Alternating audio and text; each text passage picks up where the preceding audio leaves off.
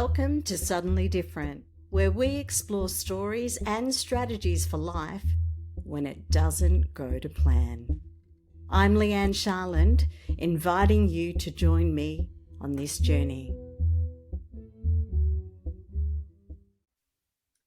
What happens when the life you thought you'd live disappears in a single moment? In today's episode of Suddenly Different, I'm joined by the deeply insightful Andrea Gullick, educator, mentor, and intuitive guide whose life changed course after the sudden loss of her husband. That moment cracked her open, not just emotionally, but spiritually. And instead of rebuilding the same life, Andrea stepped into the work of understanding why we show up the way we do. Through tools like Enneagram, human design, gene keys, and her own lived experience, she now helps others uncover the unconscious patterns and inherited identities that keep us stuck in dysfunction. In staff rooms, in offices, in relationships, in life. If you've ever asked yourself, why do I keep ending up here? Or, is this all there is? This conversation might be the mirror you didn't know you needed. Welcome, Andrea. It's so amazing to have you on this podcast today. Thanks, Leigh-Anne. It's fantastic to be here. So thank you for inviting me on. Well, your story is, when I met you, it touched my heart deeply. And I felt that there was something that you needed to share. And then the more we talked and the more I realized that we were both a bit nerdy together in our experimentation with finding out why are we who we are, and that you have been in teaching and you're passionate about helping those who teach our children, as well as the results of that teaching the kids. So I was a no-brainer. We had to do this together. So it's called resonance, really, isn't it? Yes, and I think we've even had some synchronicity. So let us get to the story then. So can you take us back? And I know this probably is painful, but can you take us back to your suddenly different moment where your life changed from that childhood view of what it would be like? Yeah, I absolutely. So I really did have quite the fairy tale outlook on life growing up. I just wanted to get married and have children, and I wanted to marry a farmer, and I just had this idealized life of just living out on the land and it being a really simple, carefree life with a little brood of children and a loving husband. And I now reflect on how I was manifesting before I even knew what manifesting was, because by the time I was 23, I had met my farmer, even though I'd moved to Melbourne, and funny enough, there weren't too many farmers in the city. So I came home again and, met my husband, and it just progressed. We dated, we got engaged, and we got married. So I was 24, just shy of 24 when we got married. And it was everything that I kind of hoped it would be, and living a very simple life and things. And we fell pregnant pretty much straight away. So the next phase was underway, and he was born on the 19th of September in 2003. And the next day we found out that he was being taken to Melbourne, which was 2.5 hours away. And when we arrived there the day after, we were met with the fact that he had what they suspected was neuroblastoma, which is a malignant tumor in the abdomen. So he had a tumor the size of a grapefruit in his belly, of which we had no idea was there. So the fairy tale started to crack here. And we went through the obvious anguish of, one, finding out that, and then being taken on a journey where he started chemotherapy at 8 weeks old and continued chemotherapy until he was 10 months old, had surgery.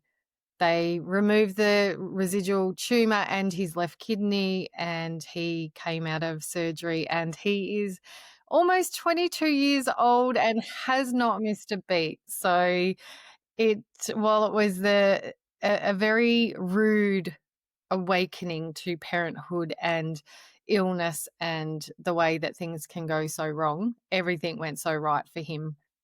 And we dodged a major bullet, really. So grateful for that. And as it was, my husband's very salt of the earth. You can't worry about what you can't change, and was really a shining light for me in regards to how rock steady he kept things. Well, I didn't necessarily fall apart, but I'm definitely highly emotional, and anybody in that situation is going to be quite emotional and quite worrisome. So I loved his sturdiness and his rock solidness, and we get up and we keep tracking. So we ended up having another baby boy in January 2006. So again, the fairy tale was back on track and everything was fine and dandy until 2 days after our eldest son turned 3, on the 21st of September in 2006. My husband would die in a car accident on the way to a neighbour's son's funeral. So within 3 years, everything that I ever dreamed of came true, but it also was ruptured quite significantly as well with the loss of his life. So my sudden moment was in quick succession. My late 20s were quite the ill adventure, but yeah, that was a really defining moment for me. I guess it was a defining moment for anybody. It's not something I think we ever recover from. We learn to live within the confines of ongoing grief, and the intensity of it absolutely changes, because I think if it didn't change, we would probably not, I certainly wouldn't see my way through. So the intensity of the grief changes, but we have to learn to live within the confines of it also. Yeah. Yeah. So I'm so sorry that all happened, and am amazed at the strength that you found and the courage that you drew from to come through that, because it would have been difficult at that time. So after your husband had passed and you'd coped with all of the ramifications and bureaucracy of all of that, did you see then that it would be a gateway to a deeper purpose, or did it take a while? I think, I guess for me, time is an illusion. So what I think was quick or a long time could be very different. It's all based on perception. So I think for me, like when you're in ground zero, I had an 8-month-old baby and I had a 3-year-old. So I didn't have time to consider what might this lead to. I just had to get up and do the best thing I could do to keep the ball rolling, and at times I didn't keep the ball rolling. Our 8-month-old son was a very restless sleeper. Before his dad passed away, he was an incredibly restless sleeper. After that, our 3-year-old son would scream every night before he would go to bed because he just wanted his daddy to come home. So there was really no space or grace in ground zero to consider anything but survival. But I think I'm just innately someone that needs to understand the meaning of all things, and that's not necessarily how everybody orientates, but it's certainly the way that I orientate. And so it was inevitable that I would want to tease this whole experience apart and try to understand myself and the way that I coped and the choices that I made and what I could take away from such devastation, because I just could not have lived with myself if nothing good came of such a great loss. My husband was an amazing man. He was an incredible man. He really did guide me, and I've said this often, that I really do believe that he was teaching me how to live beyond his death by how he managed our son's illness. It was his quotes, it was his reminders of, you can't worry about what you can't change. You can't worry, we just can't worry about what we can't change, Andrea. And I feel like it was those moments and those pivotal pinpoint things that allowed me that once I could catch my breath, I could lean into that and go, I can't worry about what I can't change, but what can I learn from the unchangeable? In our other conversations, you spoke about recognizing that you had your desire to be loved was rooted in a sense of unworthiness. How did that realization shape you for the next step?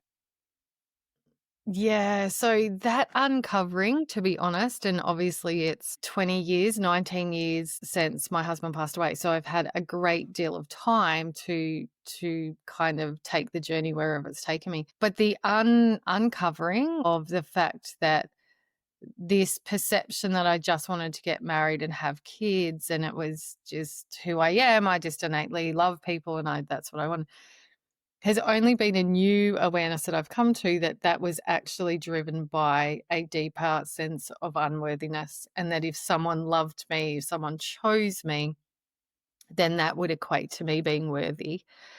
And it was through the journey of losing him and then other relationship situations that really did bring to light that the driving force was an unworthiness more than a sense of self and understanding my own greatness and my own gifts and everything that comes along with being me, and that I had that to offer and that I could receive somebody else's greatness and all of the beauty that comes with them. That wasn't a part of the equation. The unconscious had this story that I wasn't worthy, and to relieve the tension of that, I now recognize that being someone's wife, being someone's partner equated to proof that I was worthy. I, And so I that's only agree. really been in the last couple of years. I where like I see myself in you that I if somebody if a guy would say to me that he liked me or act like he liked me, well then he must have been right. Somebody told me they loved me, well then of course I must love them back. I didn't Mhm. know any different. And Yeah. I don't know whether it's just part of life that we have this unworthiness, this feeling that we don't know what it is, or I haven't found the answer myself, Mm. except that I no longer look outside for someone to validate who I am. Yeah, it's definitely been, so much has been revealed to me through, you mentioned the Enneagram and gene keys and things like that. And the Enneagram has been, like, leaning into the Enneagram has been one of the most revealing things that I've ever undertaken, and revealing in regards to what the core wounds are and how some of the dysfunctional thinking and action and behaviors come from. So I orientate quite strongly to the 4, which is that I don't belong. And so realistically, while initially it felt like it was an I'm not worthy, it was really this sense of wanting to belong and wanting to be a part of something, and to be loved for who I was when there's aspects of me that are a little bit left of center. So needing that acceptance that who I was actually really okay, and that I had permission to be me. And in fact, to be honest, my first husband was so salt of the earth that a lot of who I truly am and who I have given myself permission to be was suppressed when he was alive. And that's not nothing against him. I didn't have any issue. That's just how I was. I didn't want him to think that I was a bit weird or a bit crazy or a bit, so I kind of suppressed it. But I can see now that it was probably always going to come out, because we can only be our not self for so long before we either choose to look within and really meet ourselves in it, or the universe will deliver us something to crack it open. Yes, yes, I know very much about the universe giving us gifts to crack things open. Thank you, universe, for the opportunity to have this podcast. Because if I wasn't suddenly different, we wouldn't be talking on the Suddenly Different podcast. Mm. So going back to the dysfunction, so you should, like, that's really powerful. Like the Enneagram has helped you, understand the dysfunction, and the gene keys has helped you understand the not self. And you mentioned when we spoke that none of it was personal. It's all structural. It's not that you're like anybody's a bad person. It's just that the processes that we're using to live our lives are a certain way. Yeah, the structure. So this was something that was shared in a training that I did. I've done a lot of creative development, a lot of personal development. I love learning about me and others and all that goodness. And this was how they described how we create our reality. That if you lean into the belief that we create our reality, we have to understand where we're creating from. And that's the structure that we're in. So we're either in the structure of our greatness, we're in the structure, and the structure of our greatness is essentially us beyond the beliefs and assumptions and perceptions that are anything less than our divinity. That we are this divine essence of whatever you want to call it, a soul, but we're either in that and we're focused on creating from that and from our intuition and our internal guidance system, or we're in the structure of our dysfunction. And there's 9 core wounds in regards to the work that I do. And each of those will play out differently. Each of those has a belief. So mine was I don't belong. So that's the tragic romantic. So someone that orientates in that way will be quite sort of creative, left of center, a little bit eccentric. They have this belief that they are significant or want to desire to be significant in some way. They do not want to blend in. To blend in would be akin to death, because that is how they learn to survive. That they'll either really, really want to stand out, or they'll really, really want to blend in to ensure that they belong. But most of your creatives, your writers, your artists, that type of energy comes from this orientation. But the wounding is that if they don't feel like they're significant or different in some way, then that is a really uncomfortable place for them.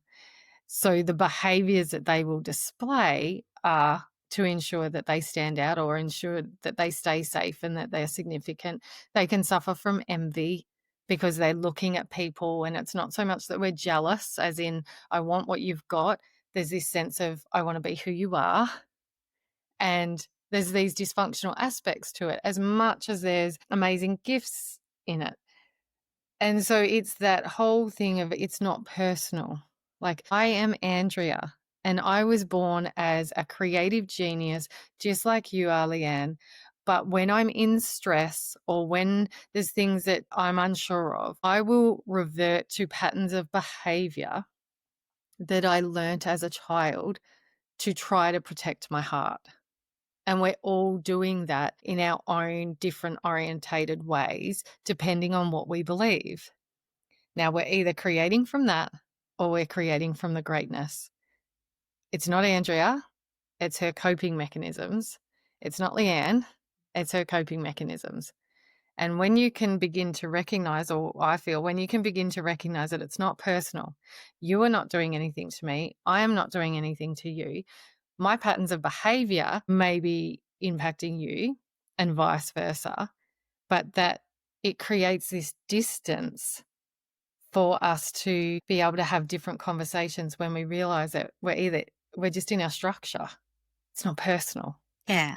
And when we break the not self patterns, or when we recognize that structure or that pattern, we can make a change, and often that's in seeing other people and how it's playing out for them. Do you find that you notice what's happening with other people, or when you first started, you were noticing it in other people before you noticed it in yourself? Because of my orientation, I will probably always see what goes on for me first, because we're very self-orientated and we're one of the most self-reflective, which is not always healthy or helpful. We can actually reflect too much on our part. So there's that crossover of, where's the healthy limit. But with the Enneagram, because I'm someone that will go down a rabbit hole as well, I just when I get onto something, I'm like a dog with a bone.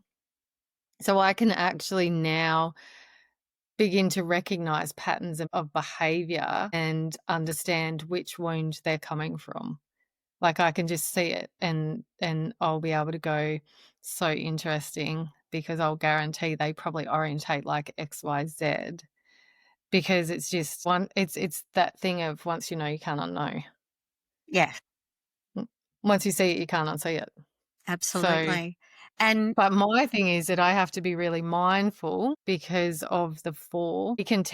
We find comfort in the dark side. We find comfort in the shadows. We want to go into that and explore that and understand that. But not every orientation is comfortable with that. And there's actually a particular orientation that can't go near the pain because it has the opposite effect for them. They feel like going towards the pain is going to annihilate them. So I have to be very mindful that my devouring of all things dysfunctional doesn't actually tend to suffocate other people. Or do you know what I mean? It's like being very discerning about, this is who I am, but it doesn't necessarily mean it's who everybody else is, and get quite, adept at being able to recognize that. and so then by living more functionally, being more functionally, which is what people are observing us as being more functional, then because we're not really talking about the dysfunction, we're observing our own dysfunction, altering it, becoming more functional. Other people can see our function and then go, I want what she's having. Have their Harriet met Sally moment.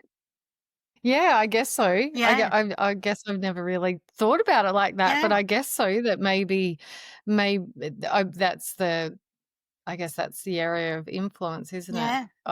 Yeah. Yeah, because I'm coming back to the fact that I'm very I-centered, so I tend to focus on how it impacts my life and the betterment of my own life, and don't tend to think about, does that influence anybody else too? But as somebody who possibly is focused on others a little, and I've no idea what my number is, but I know that the feedback that I've received from my staff and, people on different committees and whatever, is that they are influenced by my courage and my determination and my consistent showing up.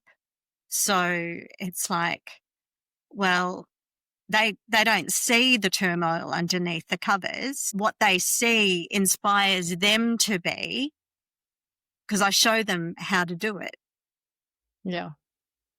It's that whole walking your talk, isn't it? Yeah. Yeah. So but being brave enough to look at yourself, you open up even more. So when we were discussing about how you'd like to work more with teachers and educators, and all I could see was the benefit to the children.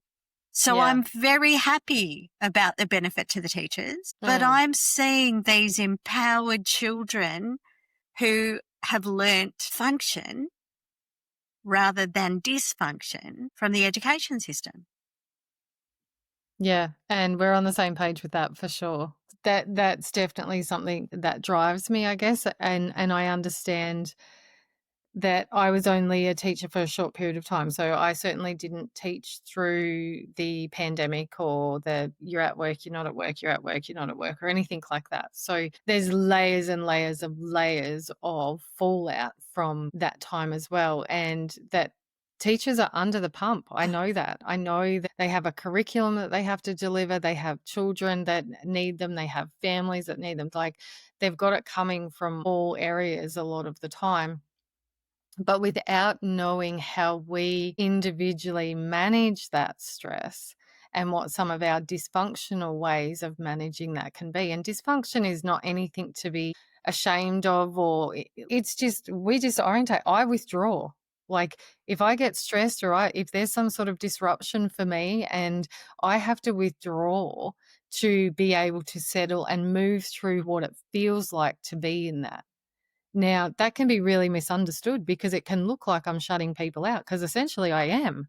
But I need to do that because that's how I need to process. Other people go the other way. When they're under stress and things are a bit disrupted in their life, they need to be out, they need to be with people, they need to not be alone sitting with it. Now, neither of those things are they wrong.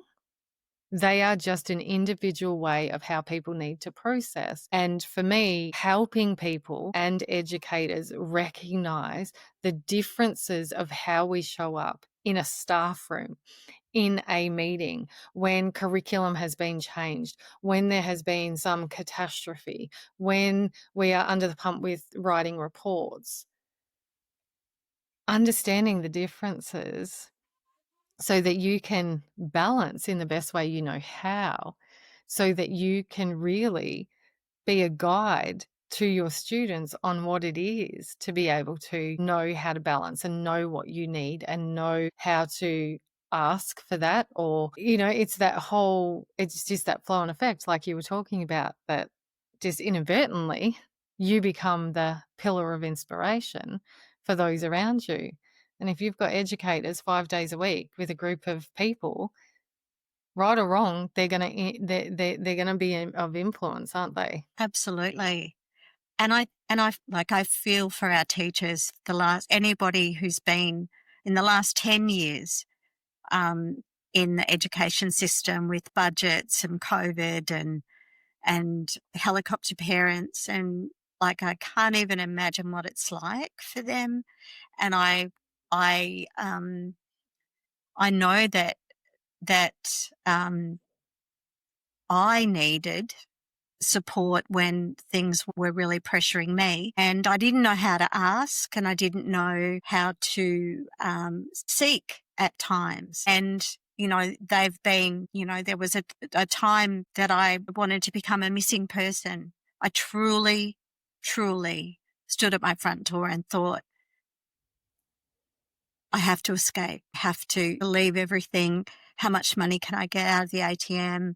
Where can I go? How much petrol do I need? And then fortunately, thoughts about my family and the impact on others came, and I didn't do anything. I was so close because I didn't know how to deal with the amount of stress that I was under. So ultimately, my condition, I have a post-viral condition. I have chronic fatigue and epilepsy and dysautonomia. All of these things can be caused by repeated emotional dysfunction unaddressed. Yeah. And I think this is when you're talking before, and not to skip over, but that's a lot, right? That's a lot for any person to be managing, but it's a reflection of probably how much you were in dysfunction, whatever that is, like whether that's overworking or whether that's in bad situations you couldn't get out of, or whatever it is. It's obviously such an ongoing thing that it's led to profound health issues. Yes. And there's two things that came up as you were talking, and that's one in regards to how much educators are taking on by the time you've got COVID, and how much work they've got to do, and families. And this is where it's structural, not personal, can be a game changer in not taking on what is not ours. That whole thing of, how a parent might come at you with wanting answers, and just all of those things, like whether it's co-workers, whether it's families, whether it's students, whether that ability to go, this is not personal, it's structural, right? So being able to center within ourselves of knowing who we are and knowing what our gifts are and leading from those. And the other thing is that there will be certain professions that a high percentage of people will fall into the certain categories with the 9, in regards to my world and what I work with, the 9 different orientations. Now, the 2 is the helper, right? And there are certain professions where you will find that type of orientation will lean towards, because it makes sense. A lot of educators are inspired to help. They want to make a difference. They want to, impact the next generation. Nurses, doctors, they're sort of the same. There's this category. Now, in regards to that, the unconscious has two things that can't exist to keep that person safe. Now, for a helper, the person that orientates to the helper, one is that they can't have their own needs. And the second is that they can't be seen as a bad person. Now, I'm not saying that all teachers fall into the helper category, and I'm not saying that there's other professions and other people that don't. But I would guarantee that if we did a bit of a roundup, there would be a high contingency of people that would relate to that. So for me, in regards to well-being for educators across the board, to give them things to go and do for themselves to help take care of their well-being, they're not going to, because they don't know how. You can provide them with yoga at lunchtime. You can give them a gym membership. You can give them all of the stuff that is traditional in regards to well-being that they can do. You can tell them, just take a break, like just have the weekend off. You don't need to worry about that. You don't need to work so hard. You can tell them to the blue in the face that they need to put their needs first. They don't know how, because they don't know how to survive it. Because the ego says, if you put yourself first and don't take care of everybody else, then that's akin to death. So my thing is, we have to go deeper. We have to go deeper than the traditional take care of yourself. This is what you need to do. Hey, go do this, and start to help people recognize that on an intrinsic level, they have to learn how to survive the discomfort of taking care of their own needs and putting themselves first. Then, when they can choose, they will choose. Yes. Yes. Because I suppose if some wise person once said to me, there's no point leaving a job if you haven't dealt with the problems that are existing in the current job, right? Mm-hmm. So if you've got interpersonal problems or problems with stress or whatever, you've got to learn how to deal with those. So that is supported by what you've just said. And understand what's driving it. Yeah. Yeah. And like part of what I'm leading with, I guess, is that it's truly about conflict resolution, but helping people understand that there's more inner conflict that we need to learn to resolve that creates the external conflicts. Absolutely. You start with the external conflict, I'll give you a box of Band-Aids, and that'll work just as well. And I can tell you, Band-Aids and sticky tape and elastic bands don't keep you functioning to the end of your career, right? If you don't do the work, even if you do the work, but you've got to live your truth and live who you are. Go from that divine, as you said. Yeah.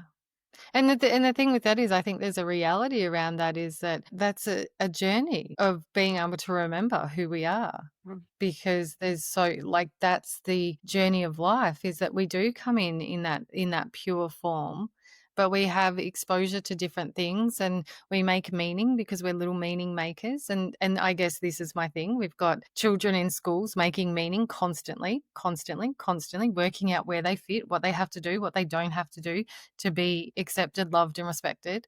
And they're soaking it up.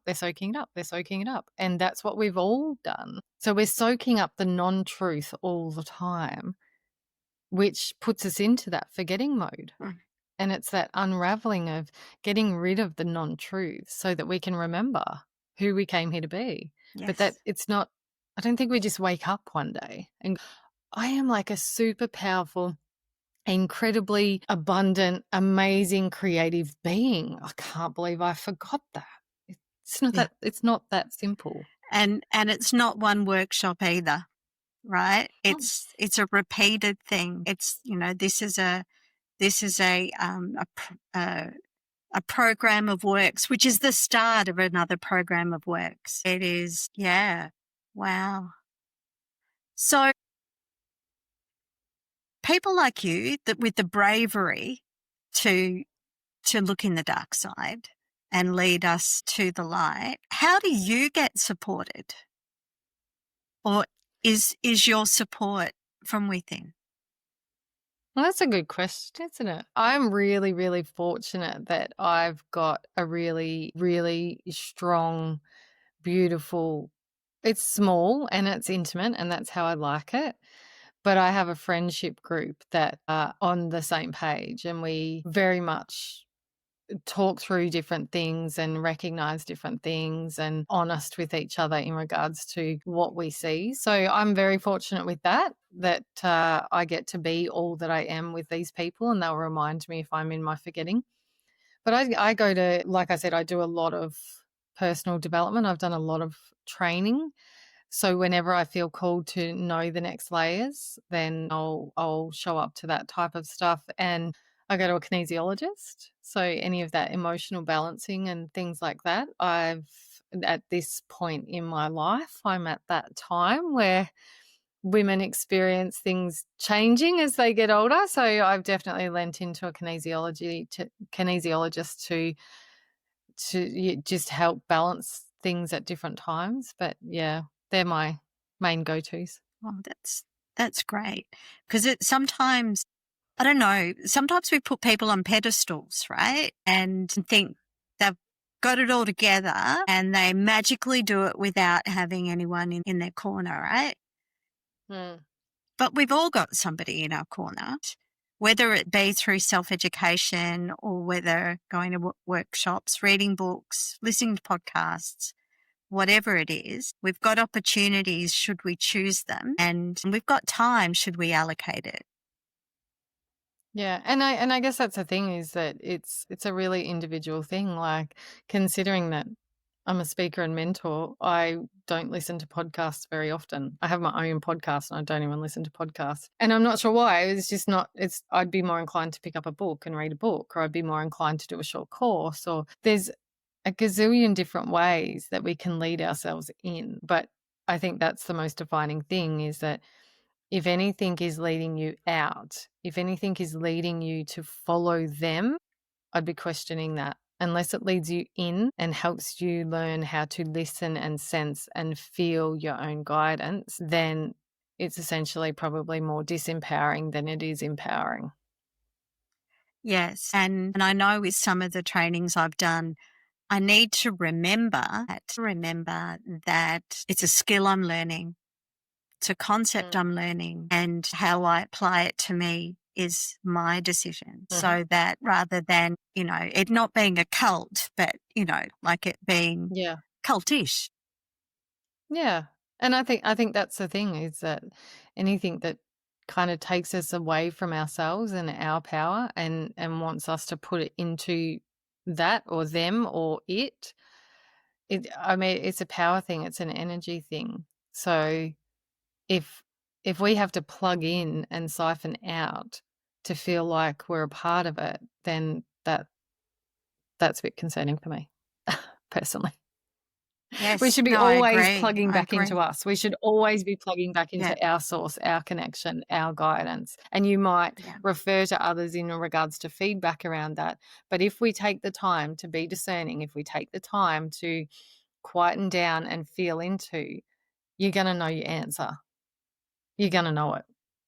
Whether you trust Absolutely. it, that's completely different, but you're going to know it. Absolutely. I do philosophy classes, and one of the things that we get taught in week 1, what would a wise person do right now? And if we stop and listen to that and accept the centered answer, it'll be fine. Mm. So, Yeah. so it's time for us to close. But before we do that, if you had the opportunity to speak to a version of you from before your suddenly different moment, what is one thing or multiple things that you would share with that person to make their journey as amazing as it can be? Mm. I think it'd be definitely something along the lines of, you're more powerful than you realize. Absolutely. You need bumper sticker. Yeah. Yeah. You're more powerful than you realize. This has been Suddenly Different. I'm Leigh-Anne Sharland, and I'm so grateful you shared your time with me. If you felt a spark, a tear, or a moment of recognition, I hope you'll pass that gift along by sharing this show. Take a deep breath, trust your path, and I'll meet you back here soon.